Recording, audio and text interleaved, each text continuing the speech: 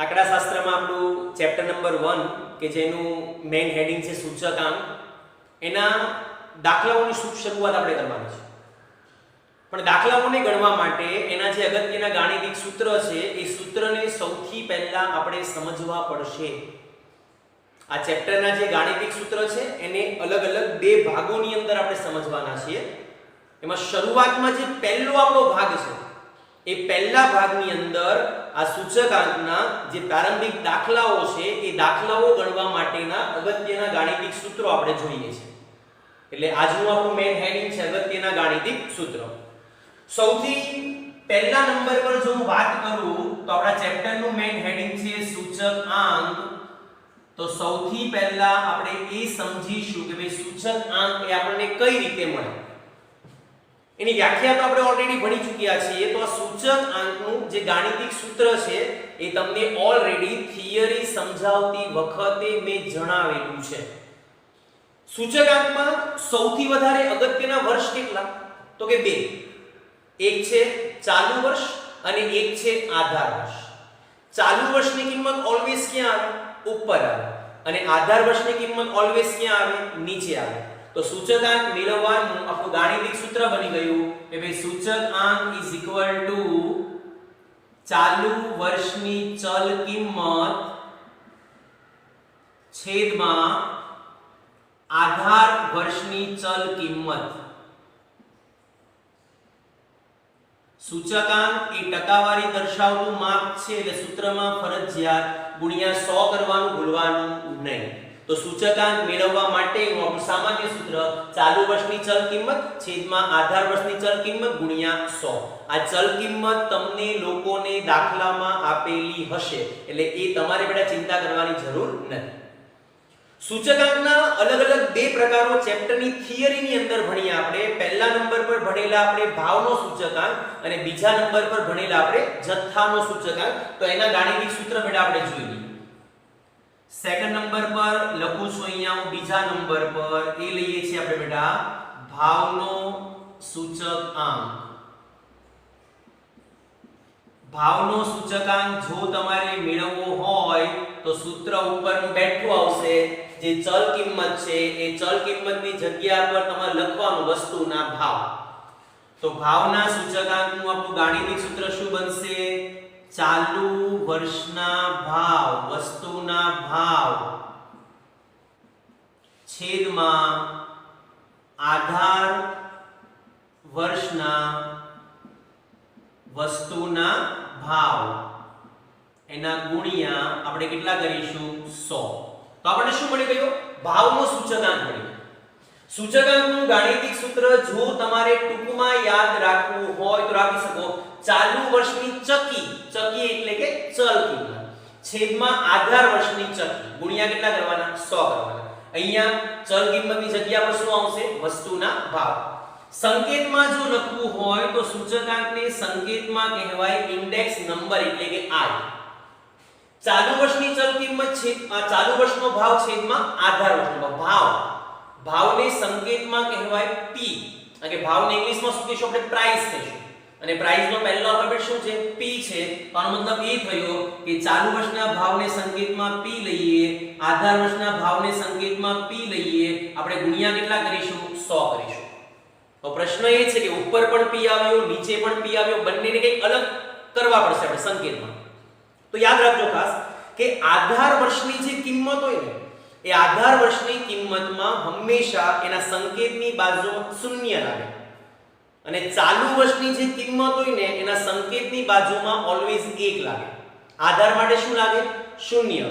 અને ચાલુ માટે શું લાગે? 1 લાગે. તો આ જે વસ્તુના ભાવ છે શેના છે? ચાલુ વર્ષના છે. તો અહીંયા લાગશે 1. તો એને સંકેતમાં કહેવાય P1. અને આધાર વર્ષના વસ્તુના ભાવને એના સંકેતમાં શું કહેવાય? P0. P1 ના છેદમાં P0 ગુણ્યા 100. તો આ મળી ગયો આપણને ભાવનો સૂચકાંક. એ પ્રમાણે જો તમે ત્રીજા નંબરની બેટા વાત કરો તો એ છે આપણી પાસે જથ્થાનો સૂચકાંક. ચલો આનું જે સૂત્ર છે એ બધા વિદ્યાર્થીઓને આરામથી જાતે બનાવતા આવડે. આ વસ્તુનો જે ભાવ છે એ ભાવની જગ્યા પર લખવાનું તમારે જથ્થો. તો સૂત્રનું બની ગયું ચાલુ વર્ષનો વસ્તુનો જથ્થો છેદમાં આધાર વર્ષનો વસ્તુનો જથ્થો ટકાવારીમાં દર્શાવતું માપ છે એટલે ફરજિયાત ગુણ્યા કેટલા આવશે બેટા 100 આવશે. સંકેતમાં લખીએ જથ્થો. જથ્થાને ઇંગ્લિશમાં શું કહેવાશે? ક્વોન્ટિટી. ક્વોન્ટિટીનો પહેલો આલ્ફાબેટ છે Q. એટલા માટે આને સંકેતમાં દર્શાવાશે I Q1 છેદમાં Q0 ગુણ્યા 100. આ મળ્યું બેટા આપણને જથ્થાનો સૂચકાંક. આ સૂચકાંકના એના મુખ્ય 3 ગાણિતિક સૂત્ર છે: સૂચકાંક, ભાવનો સૂચકાંક અને જથ્થાનો સૂચકાંક. ક્યારેક તમને લોકોને દાખલાની અંદર પૂછાય ભાવ સાપેક્ષ. તો ભાવ સાપેક્ષ એ કઈ રીતે મળે? સૂચકાંક હોય તો ગુણ્યા શું કરવાનું? 100. પણ ભાવ સાપેક્ષમાં ગુણ્યા 100 થશે નહીં. ભાવનો સૂચકાંકનું સૂત્ર P1 ના છેદમાં P0 ગુણ્યા 100. પણ સાપેક્ષમાં ગુણ્યા 100 આવશે નહીં. તો ભાવ સાપેક્ષનો મતલબ થાય P1 ના છેદમાં P0 ગુણ્યા 100 આપણે કરવાના નથી. એ જ પ્રમાણે જો બીજી આપણે વાત કરીએ તો એ છે બેટા આપણી પાસે જથ્થા સાપેક્ષ. ચલો, જથ્થા સાપેક્ષનું સૂત્ર બધા વિદ્યાર્થીઓને આરામથી જાતે બનાવતા આવડે. ગુણ્યા 100 કરવાનું નથી. તો જથ્થા સાપેક્ષ સૂત્ર શું આવશે? Q1 ના છેદમાં Q0. આ બધા સૂચકાંક મેળવવા માટેના આપણા પ્રાથમિક સૂત્રો થયા કે જેની મદદથી આપણે સૂચકાંક બેટા મેળવવાનો છે.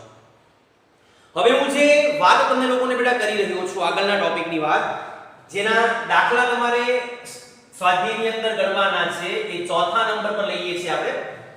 આધાર વર્ષ કરવાની નક્કી કરવાની પદ્ધતિ આપણે અગાઉના લેક્ચરમાં થિયરીમાં ભણી. આધાર વર્ષ નક્કી કરવાની આપણી પાસે મુખ્ય પદ્ધતિ કેટલી હતી? 2. જેમાં નંબર 1 પર લઈશું આપણે અચલ આધારની પદ્ધતિ અને સેકન્ડ નંબર પર લઈશું આપણે પરંપરિત આધારની પદ્ધતિ. આ બંને પદ્ધતિના દાખલાઓ તમારે આ ચેપ્ટરની અંદર ગણવાના છે. તો એના જે ગાણિતિક સૂત્ર છે જોઈ લઈએ આપણે. તો નંબર 4 પર લઉં છું બેટા, એ છે આપણી પાસે અચલ આધારનો સૂચકાંક.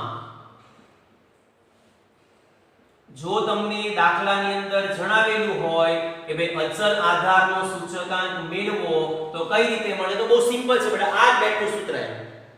તો અચલ આધારના સૂચકાંકનું આપણું ગાણિતિક સૂત્ર થઈ ગયું. એ લખી દઉં છું અહીંયા હું કે ભાઈ ચાલુ વર્ષની ચલ કિંમત છેદમાં આધાર વર્ષની ચલ કિંમત અને સૂચકાંક એ ટકાવારી દર્શાવતું માપ છે એટલે ગુણ્યા 100 ભૂલવાનું નહીં. સૂચકાંકનું ગાણિતિક સૂત્ર અને અચલ આધારના સૂચકાંકનું ગાણિતિક સૂત્ર બંને એક જ છે. આધાર વર્ષ નક્કી કરવાની જો આપણે બીજી પદ્ધતિની આપણે વાત કરીએ તો એ બેટા કઈ છે? પરંપરિત આધાર. તો બીજા નંબર પર લખી રહ્યો છું પરંપરિત આધારનો સૂચકાંક. જો તમને દાખલાની અંદર જણાવેલું હોય કે ભાઈ નીચે આપેલી માહિતી પરથી પરંપરિત આધારનો સૂચકાંક મેળવો, સર તો શું કરવાનું? પરંપરિત આધારની પદ્ધતિમાં આપણો નિયમ છે કે ઉપરના વર્ષને એટલે કે અગાઉના વર્ષને ઓટોમેટિકલી આધાર વર્ષ તરીકે સ્વીકારી લેવામાં આવે છે. એ તમે લોકો બધા જાણો છો. તો સૂત્રમાં ખાલી એક ફરક પડે. અહીંયા જે છેદમાં આપણે આધાર વર્ષ લખીએ છીએ ને એની જગ્યા પર તમારે લખવું પડે અગાઉનું વર્ષ.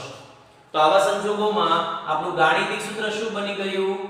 ચાલુ વર્ષની ચલ કિંમત છેદમાં આધારની જગ્યા પર લખીશું આપણે અગાઉ. અગાઉના વર્ષની ચલ કિંમત એના ગુણ્યા કેટલા કરીશું આપણે? 100. એના ગુણ્યા થઈ ગયા અહીંયા 100. તો આ બેટા મળી ગયું આપણને પરંપરિત આધારનો સૂચકાંક. દાખલો ગણતી વખતે સૌથી પહેલા તમારે રકમમાં ધ્યાનથી એ જોવું પડશે કે તમને લોકોને જે સૂચકાંક મેળવવાનો જણાવેલો છે એ અચલ આધારની પદ્ધતિએ છે કે પછી પરંપરિત આધારની પદ્ધતિ. જો અચલ આધારની પદ્ધતિએ હોય તો સૂત્ર નંબર 4 નો ઉપયોગ કરવાનો, પરંપરિત આધારની પદ્ધતિએ હોય તો સૂત્ર નંબર 5 નો બેટા ઉપયોગ કરવાનો. છઠ્ઠા નંબર, ક્યારેક કેવું હોય, ક્યારેક તમને દાખલામાં એવું આપ્યું હોય, કેવું આપ્યું હોય? એવું. સર એવું એટલે કેવું? ક્યારેક તમને દાખલાની અંદર અચળ સૂચકાંક આપેલો હશે અને તમારે પરંપરિત શોધવાનું છે, અથવા પરંપરિત આપેલો હશે અને તમારે શું શોધવું પડે? અચળ શોધવાનું છે. તો બીજા બે સૂત્ર આપણે અહીંયા જોવાના છે. એમાં છઠ્ઠા નંબર પર લખું છું અહીંયા હું અચળ આધારના સૂચકાંકનું પરંપરિતમાં રૂપાંતર. પરંપરિતમાં રૂપાંતર.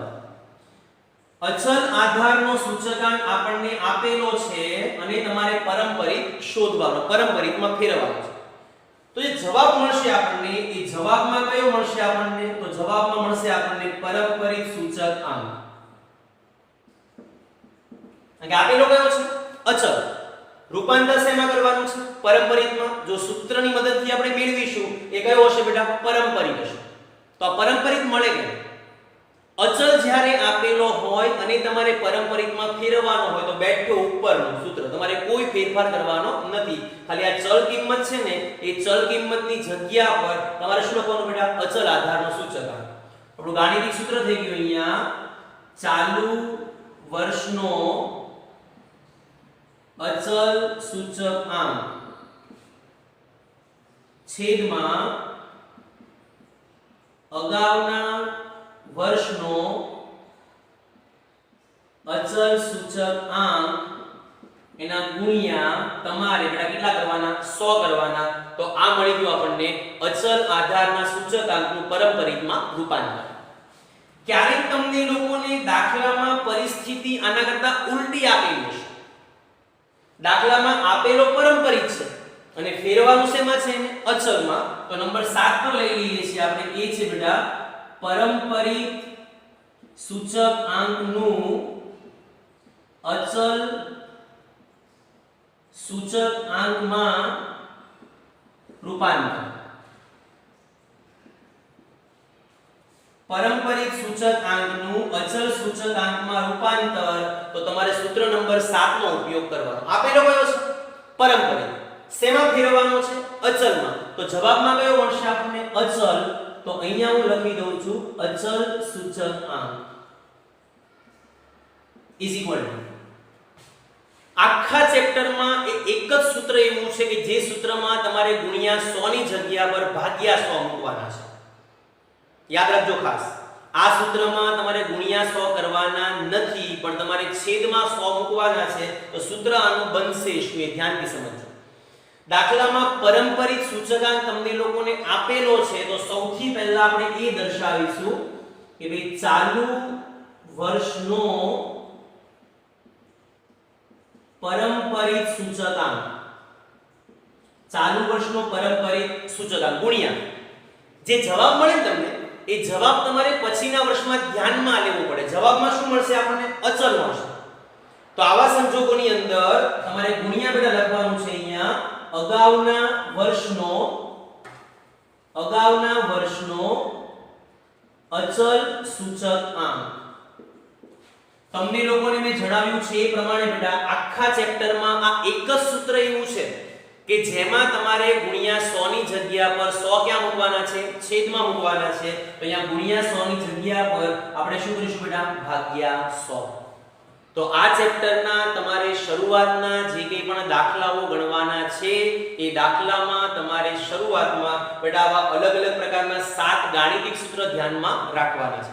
અને આ સૂત્રને આધારે આપણે તમારું જે પહેલું સ્વાધ્યાય છે, સ્વાધ્યાય 1.1, એ બેટા હવે આપણે સ્ટાર્ટ કરવાના છે. હરિઓમ બેટા.